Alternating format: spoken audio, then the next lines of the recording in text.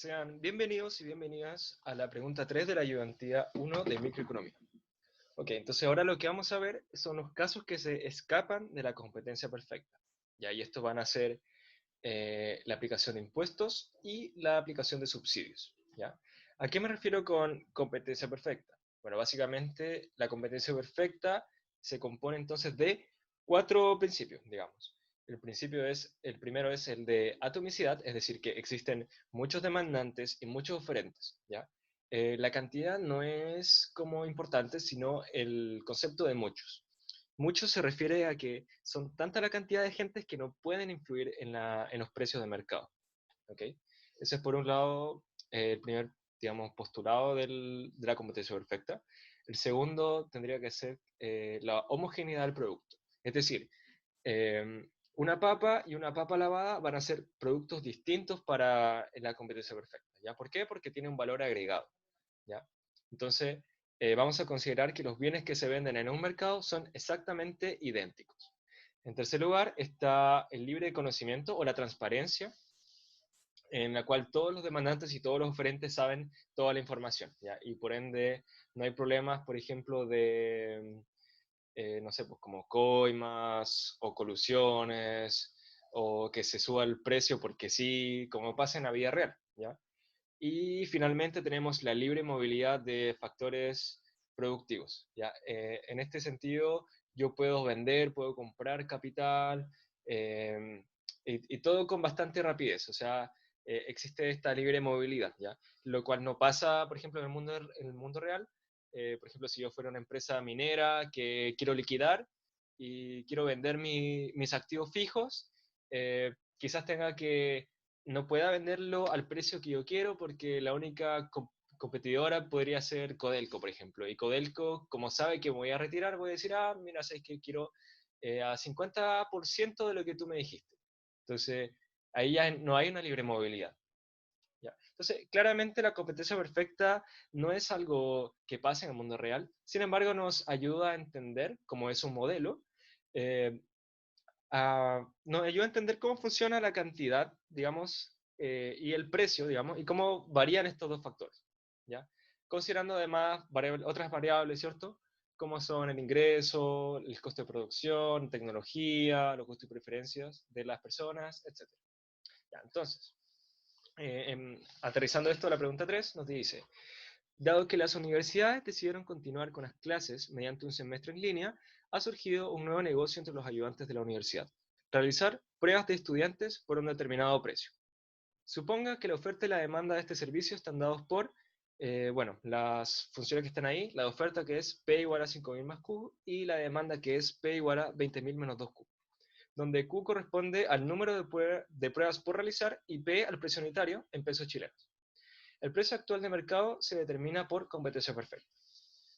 Entonces, nos dice la A: obtenga de manera gráfica y analítica el precio y la cantidad de equilibrio, así como los excedentes correspondientes del mercado.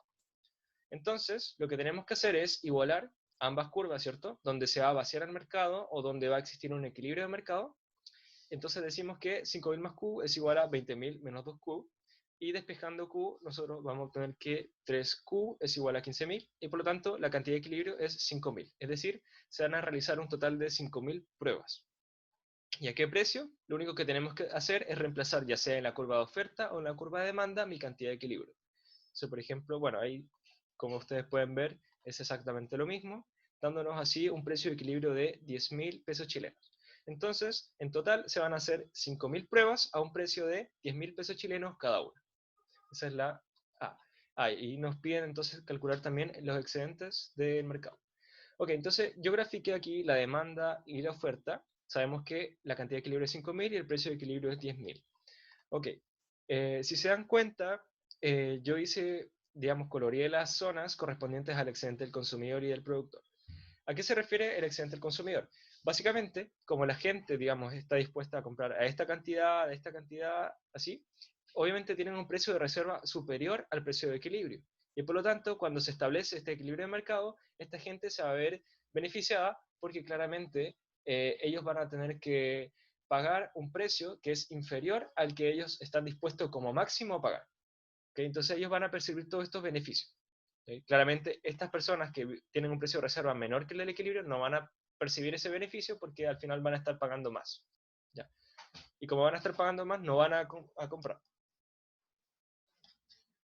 Ya, entonces ahí tenemos el excedente del consumidor, ¿cierto? Y por otro lado tenemos el excedente del productor, que viene a ser exactamente lo contrario, o sea, va a ser los beneficios que perciben los productores debido a que el precio de equilibrio es superior al precio al que ellos están dispuestos a ofrecer sus productos, ¿ya? Después vamos a ver que el excedente del productor va a corresponder a las ventas, es decir, la cantidad de equilibrio multiplicado entonces por eh, el precio de equilibrio, y obviamente descontando esto, ¿ya? Que sería todo este cuadradito acá, las ventas, menos los costos de producción. Y los costos de producción van a estar dados entonces por el área que faltaría del cuadrado, que no está coloreada con naranja, ¿ya? Pero eso se va a ver más a detalle en la tercera parte, que es la teoría de la firma, así que por el momento no se preocupen por eso. Solo asuman que también son beneficios económicos que perciben los oferentes. Ok, para calcularlo claramente, como son triángulos, lo único que tenemos que decir es que el excedente del consumidor vendría a ser 20.000 menos 10.000 multiplicado por 5.000 y dividido en 2. ¿Ya? Entonces, como podemos ver acá, los beneficios de mercado para los consumidores serían de 25 millones de pesos. Por otro lado, para los productores, ¿cierto?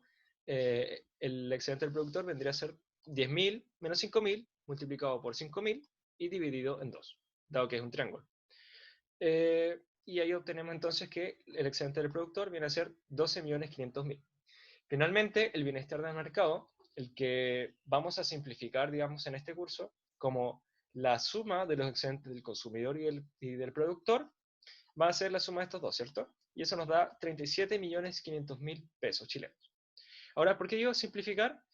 Simplemente porque el bienestar de mercado viene a ser la suma del excedente del consumidor y la suma de los beneficios de las firmas, ¿ya? Y los beneficios de las firmas vienen a ser las ventas, los ingresos, menos los costos totales, ¿ya?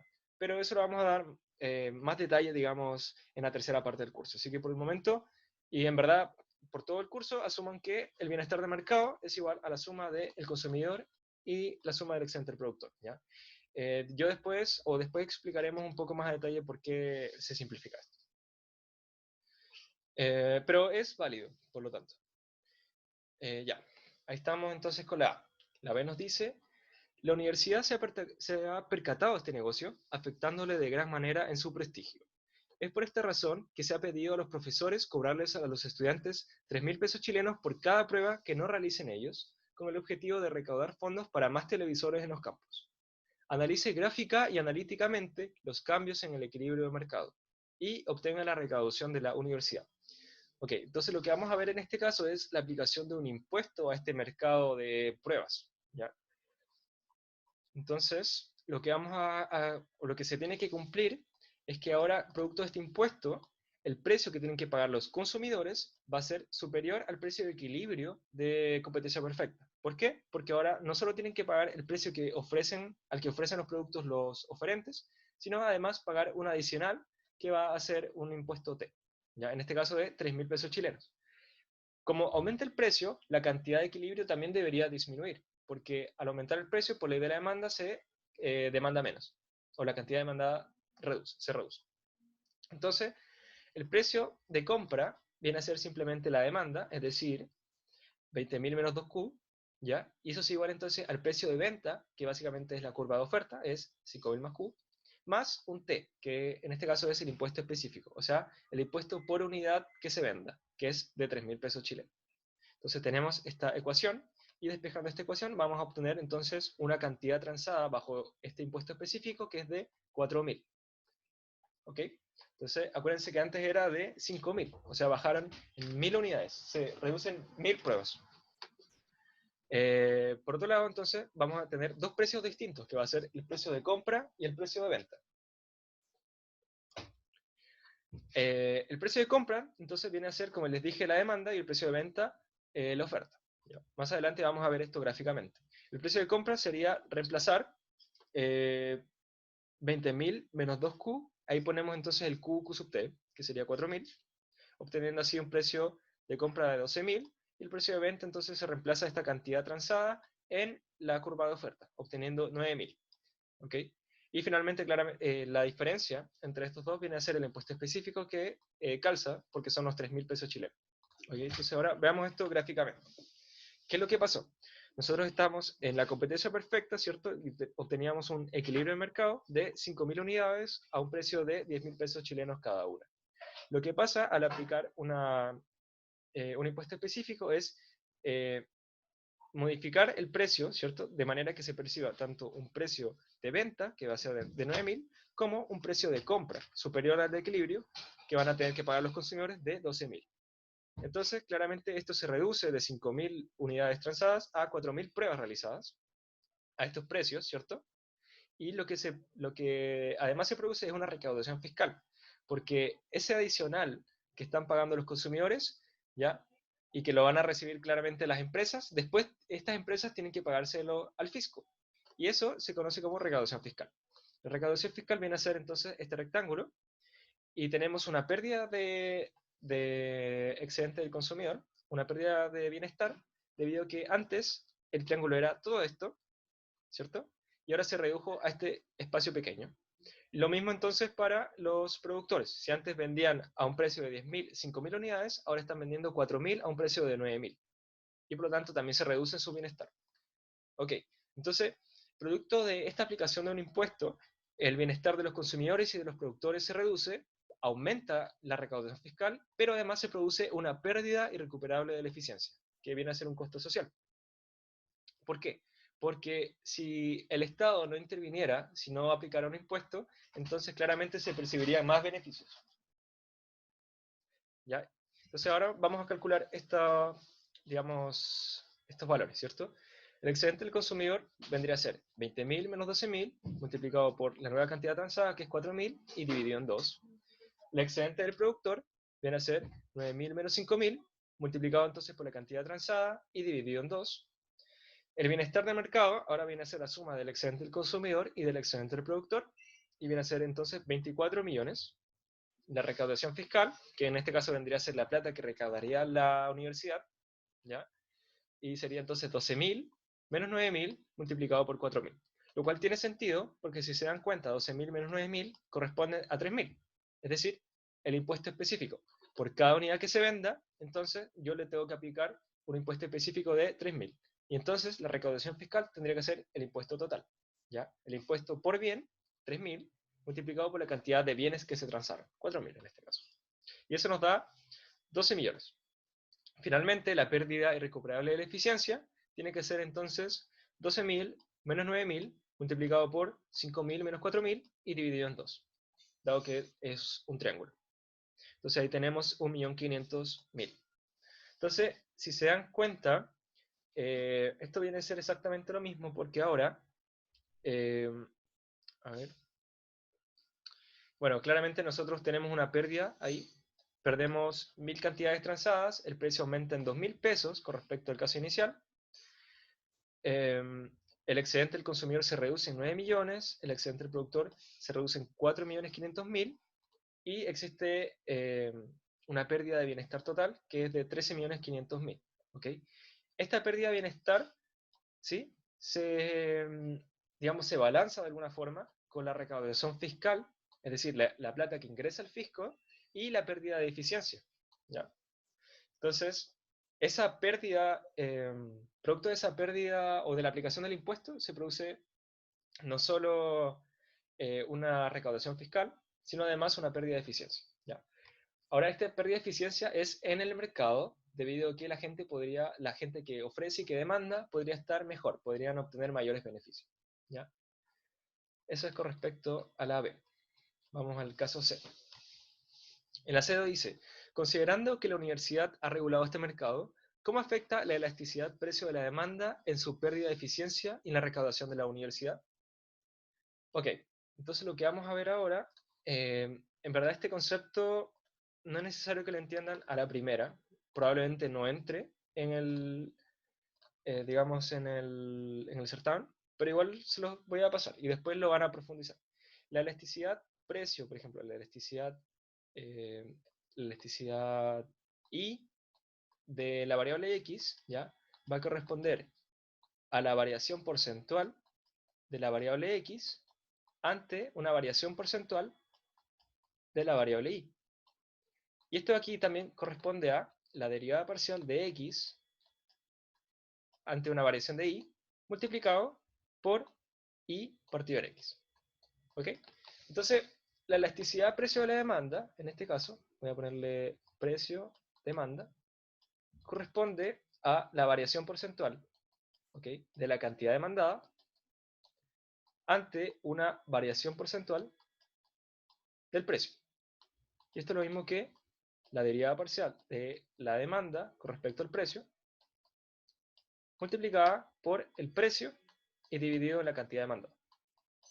Entonces, después vamos a profundizar eso, pero en el mercado, digamos, nosotros podemos analizar, en este caso, la pendiente, ¿ya? Sin embargo, ojo, la pendiente no es necesariamente la elasticidad, pero sí la perjudica, digamos, o la influye. ¿Por qué? Porque no solo depende de la pendiente, sino además de los puntos, del precio y de la cantidad demandada en ese punto específico. O sea, la pendiente es única, por ejemplo, en el caso de la demanda que tenemos acá, que es una recta. Sin embargo, va a ir cambiando dependiendo del precio y cantidad en la cual nosotros nos encontremos. Pero es un buen análisis a priori. Entonces, lo que yo estoy diciendo en este caso es cómo afecta la elasticidad precio, ¿ya?, a los beneficios o a las pérdidas. Entonces, voy a hacer un dibujo rápido para que lo puedan entender un poco mejor. Ya, imagínense entonces yo tengo una demanda X, supongan que es el caso que nosotros tenemos acá, y tenemos una oferta, que viene a ser así. Ya, en este caso, al aplicar un impuesto, entonces nosotros estaríamos como por aquí, no sé, una cosa así, y obtendríamos una pérdida de bienestar. ¿Ya? En este caso, la pérdida de bienestar de los consumidores vendría a estar dado por este triángulo, y la pérdida de bienestar de los productos vendría a estar dado por este triángulo de acá abajo. Ahora, ¿qué pasaría si la oferta fuera más elástica? Al decir más elástica, estaríamos diciendo que fuera más plana con respecto al precio. O sea, deberíamos esperar, a ver, espérense un poco, una oferta más o menos así. Esto es mayor elasticidad, ¿ok? Vamos, no tan exagerado, vamos a ponerlo un poco más así. Mayor elasticidad. Eso es mayor elasticidad y esto es totalmente elástico, ¿ok?, con respecto al precio, y esto es totalmente inelástico con respecto al precio, ¿ok? Entonces, por ejemplo, si tomáramos una demanda totalmente inelástica al precio, ante variaciones del precio, la cantidad se mantendría, ¿ok? Mientras que si tomáramos una cantidad totalmente elástica, aunque una pequeña variación del precio, la cantidad varía demasiado. Entonces, vamos a suponer que aumenta la elasticidad a precio, ¿ya? Es decir, se vuelve un poco más elástica, eh, no, sí, más elástica al precio. Claro. Entonces, si tuviéramos, por ejemplo, ese caso, ¿ya? Ahora, si se dan cuenta, la pérdida de bienestar de los consumidores se reduce y se ve cargado mayormente, entonces, en los productores. Entonces, como conclusión, ¿ya?, ante una mayor elasticidad, ¿ya?, existen menos pérdidas. Y ante una mayor eh, inelasticidad, existen mayores pérdidas. ¿Ok? En este caso, la elasticidad a precio de la demanda. Ojo con eso. Entonces, aquí está demostrado gráficamente, que es como lo que les sirve a ustedes, pero también se puede demostrar analíticamente utilizando las fórmulas que ya les mostré, ¿cierto? Que son estas de acá. A ver. Aquí encontré entonces yo las elasticidades, ¿cierto? Eh, y me da entonces que como la elasticidad se reduce, entonces los beneficios, digamos, van a ser mayores, ¿ya? Perdón, los beneficios van a ser menores en caso de que sea más inelástica. Y si la curva de demanda es más elástica, entonces, ante una aplicación de impuestos, la pérdida de los consumidores es menor. ¿Ya? Por el momento, ese análisis no es necesario que lo entiendan a cabalidad, pero igual, si tienen dudas, lo pueden preguntar en ayudativa presortamen, ¿ya? Y también pueden preguntarle al profesor si es que es adecuado que entiendan elasticidad en este momento, ¿ya? Yo creo que no, pero es un buen análisis a priori hasta que lo entiendan mejor en lo que es teoría del consumidor. Ok, el AD dice, suponga que la universidad ha decidido no regular este mercado y que en su búsqueda por desprestigiar a esta institución, Excel Madina ha decidido financiar a los estudiantes que necesiten que algún ayudante les resuelva sus pruebas con 6.000 pesos chilenos cada una. Analice gráfica y analíticamente los cambios con respecto al caso de competencia perfecta. Obtenga el aporte que realiza Excel Madina al mercado.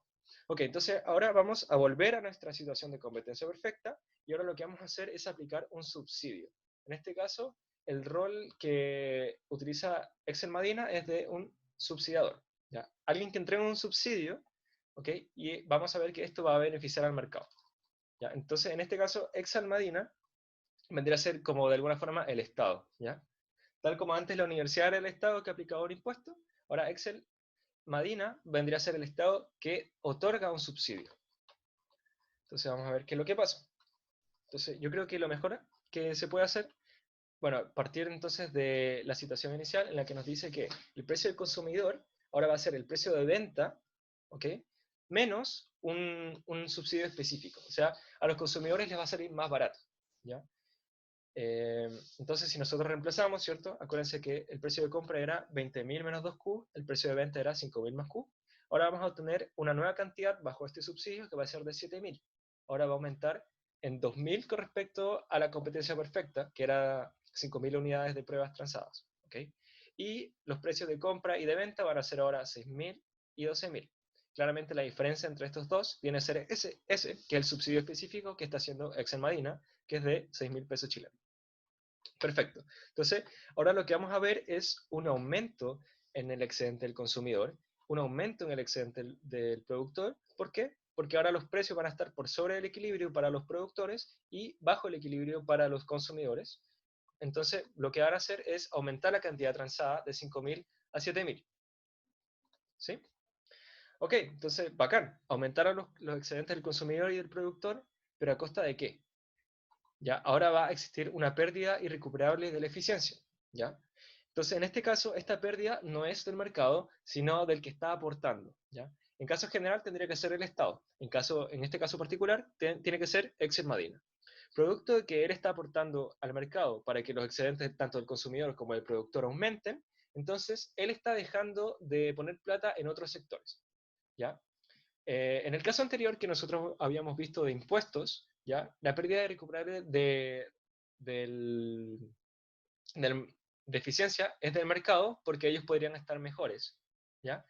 Pero esa plata que recauda el Estado, entonces al final no es que, digamos, sea totalmente malo que se aplique el impuesto, porque esa plata debería ir para actividades, proyectos sociales, como pueden ser, no sé, construcción de puentes, construcción de plazas, inversión en educación, etc. En el caso de los subsidios, la pérdida irrecuperable de eficiencia se da con respecto al Estado, ¿ya? O a Excel Madina. ¿Por qué? Porque la plata que él aporta para estimular entonces estos excedentes, ¿ya? Es plata que no está aportando en otras partes. En el caso del Estado, el Estado está dejando de gastar en estructura, o sea, infraestructura, inversión en gasto público, en plazas, qué sé yo, en otros mercados. Y esa pérdida entonces no es del mercado, sino en subsidio, no es del mercado, sino de el que aporta este subsidio. Ok. Entonces ahora podemos calcular el nuevo excedente del consumidor, que viene a ser 20.000 menos 6.000 multiplicado por 7.000 y dividido en 2. El excedente del productor viene a ser 12.000 menos 5.000 multiplicado por 7.000 y dividido en 2. Ahí tenemos los excedentes del consumidor, son 49 millones, el del productor 24.500.000 pesos chilenos. El bienestar de mercado ahora asciende a 73.500.000 pesos chilenos. Y ahora vamos a tener un concepto que se conoce como aporte fiscal. El aporte fiscal corresponde entonces a todo lo que aportó por unidad el Excel Madina, en este caso 12.000 menos 6.000, que corresponde entonces al subsidio específico, 6.000 pesos chilenos, multiplicado por la cantidad de bienes que se transaron en este mercado, es decir, 7.000. Es decir, todo este cuadrado que está acá. Ya, 6.000 por 7.000. Ese aporte fiscal viene a ser de 42 millones de pesos. Es decir, en caso general, el Estado aportó con 42 millones de pesos para que se estimulara la cantidad transada del mercado y aumentaran los beneficios tanto del consumidor como del productor. Y finalmente existe una pérdida irrecuperable de eficiencia que se carga hacia Excel Madina, ¿ya? Que viene a ser de 7.000 menos 5.000 multiplicado por 12.000 menos 6.000 y dividido en 2, dado que es un triángulo, y nos da entonces una pérdida de 6 millones de pesos. ¿Ya? Esa es plata que se puede haber invertido en otra parte. Ya. Entonces, analizando con respecto al caso de competencia perfecta, vamos a encontrar que la cantidad aumenta en 2.000, la cantidad transada aumenta en 2.000 unidades, ¿ya? O sea, se realizan 2.000 pruebas más que en el caso de competencia perfecta, los precios se reducen, ¿ya? En este caso, el precio de compra, ¿ya? El precio que perciben los demandantes, en 4.000 pesos chilenos, y tanto el excedente del consumidor como el del productor aumentan de 24 millones hasta, bueno, hasta 24 millones y hasta 12 millones respectivamente, percibiéndose una mejora en el bienestar del mercado de 36 millones. Ok, si se dan cuenta, esta mejora debería estar dada entonces por el aporte fiscal que realiza Excel Madina, menos la pérdida que éste obtiene, que es de 6 millones. 42 menos 6 obtienen los 36 millones. Y finalmente, la última pregunta, que nos dice, considerando el subsidio específico de D, ¿qué agente económico obtiene un mayor beneficio? Ok, en este caso nosotros tenemos que analizar también bajo este concepto de elasticidad. Ok, entonces lo que ocurre es lo contrario, ¿ya? Como se está aplicando un subsidio, si tienes menor elasticidad, ¿ya? Entonces vas a percibir un mayor aumento de bienestar. Y eso claramente se puede comprobar de manera gráfica, como lo hicimos anteriormente. Así que ahí los invito a que ustedes comprueben esa afirmación, ¿ya? Bueno, eso sería entonces la pregunta número 3.